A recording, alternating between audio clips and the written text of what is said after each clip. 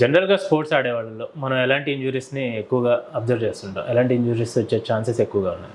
So స్పోర్ట్స్లో మనం ఎక్కువగా ఏంటంటే ఈ లిగమెంట్ ఇంజరీస్ అంటే స్ట్రెయిన్స్ అంటాం, అలాగే మజిల్ ఇంజరీస్ స్ట్రెయిన్స్ అంటాం, ఇవి ఎక్కువగా కనిపిస్తుంటాయి. మనం ఈ ఇంజరీస్ అనేవి డిఫరెంట్ జాయింట్స్లో డిఫరెంట్గా ఉంటాయి. అదేవిధంగా మీకు డిఫరెంట్ స్పోర్ట్స్లో డిఫరెంట్ కైండ్ ఆఫ్ ఇంజరీస్ ఉంటాయి. ఫర్ ఎగ్జాంపుల్ మనం స్పోర్ట్స్ని రెండు సెపరేట్గా డివైడ్ చేసినట్టయితే contact sports, non contact sports అంటాం. అంటే కాంటాక్ట్ స్పోర్ట్స్ అంటే ఆపోజిట్ టీమ్ మెంబర్తో మనకి బాడీ కాంటాక్ట్ ఉండదని కాంటాక్ట్ స్పోర్ట్స్ అంటారు. ఫర్ ఎగ్జాంపుల్ ఫుట్బాల్ లేదా బాస్కెట్బాల్, కబడ్డీ, ఇలాంటి వాటిల్లో కాంటాక్ట్ స్పోర్ట్స్ అంటాం. ఇవి కొద్దిగా వైలెంట్ స్పోర్ట్స్, వీటిలో ఇంజరీ ఛాన్సెస్ ఎక్కువ ఉంటాయి.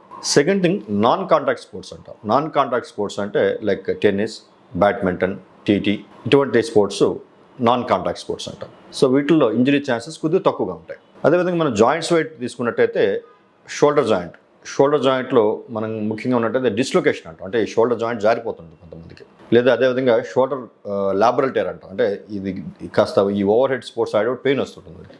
అదేవిధంగా షోల్డర్ జాయింట్లో muscle tears, rotator cuff muscles అంటాం, అవి టేర్ అయ్యే ఛాన్స్ ఉంటుంది. ఇది స్పోర్ట్స్లో వచ్చే షోల్డర్ ఇంజరీస్.